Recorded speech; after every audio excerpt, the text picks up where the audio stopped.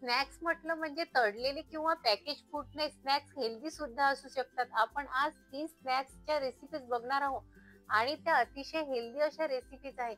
मी माझे 20 किलो वजन हे स्नॅक्स खाऊन कमी केलं आणि तुम्ही सुद्धा करू शकता. आणि तुम्हाला जर वेट लॉस संबंधित अजूनही काही रेसिपीज हव्या असतील तर तुम्ही मला कमेंट्स मध्ये नक्की सांगा.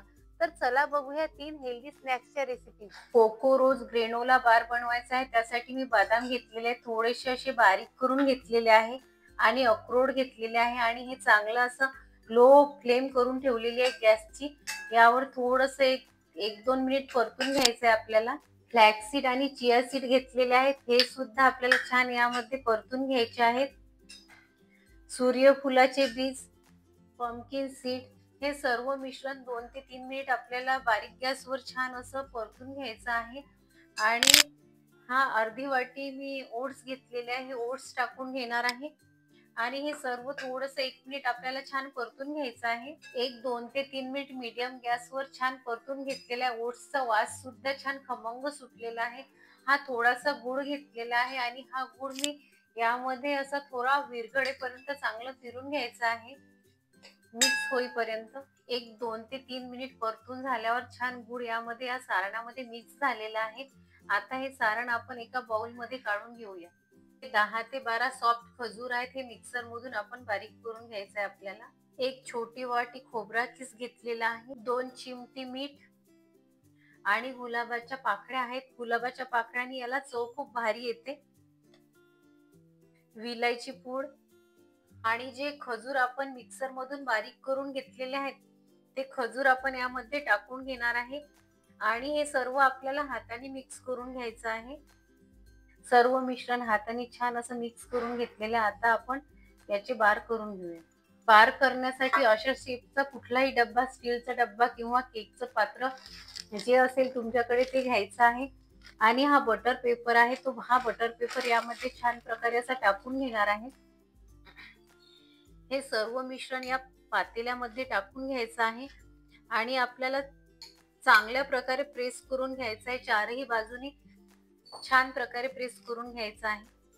चारही बाजूने छान प्रेस करून झालेला. आता गुलाबाच्या पाकळ्या टाकणार आहे सजावटीसाठी आणि थोडंसं हे खोबरा किस आहे ते भुरभुरून घेणार आहे आणि हे सुद्धा आपल्याला हाताने किंवा चमच्याच्या मदतीने असे चांगल्या प्रकारे चारही बाजूने आपल्याला प्रेस करून घ्यायचं आहे.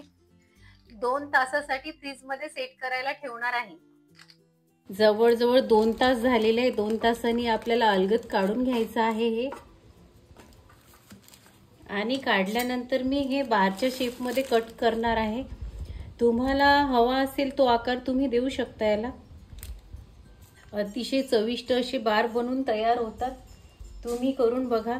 आणि तुम्हाला जर गोड असं काही खावं वाटत असेल तर तुम्ही दुसरं गोड खाल्ल्यापेक्षा हे हेल्दी बार खाल्ले तर तुमचं वेट अजिबात वाढणार नाही. मनुका बॉल्स बनवण्यासाठी आपण इथे 1 वाटी खोबरा किस घेतलेला आहे, थोडेसे मनुके घेतलेले आहे, 25 ते 30 मनुके आहेत ते घेतलेले आहे.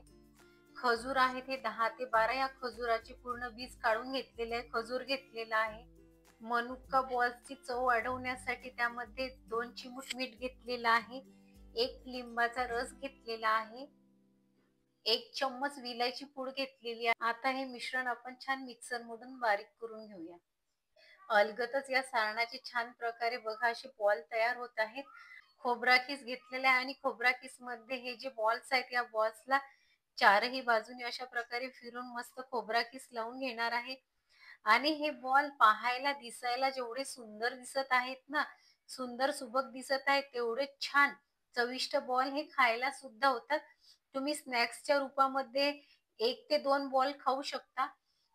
हे बॉल्स 5 ते 6 दिवस तुम्ही फ्रीज मध्ये स्टोअर करून ठेवू शकता.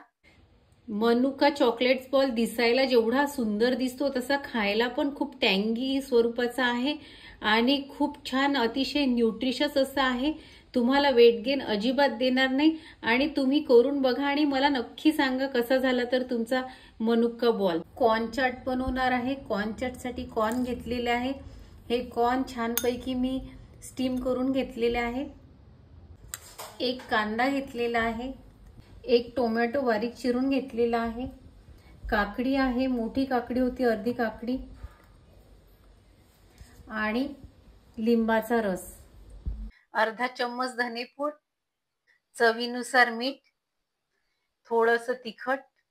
बनवण्यासाठी अतिशय इझी आहे हे चाट आणि वेट लॉस साठी अतिशय सुपर असं आहे. लवकर बनणारे स्नॅक्स तुम्ही नक्की करून बघा आणि हे स्नॅक्स कसे झाले आणि वेट लॉस मध्ये तुम्हाला याचा काय फायदा झाला हे मला कमेंट्स मध्ये नक्की सांगा.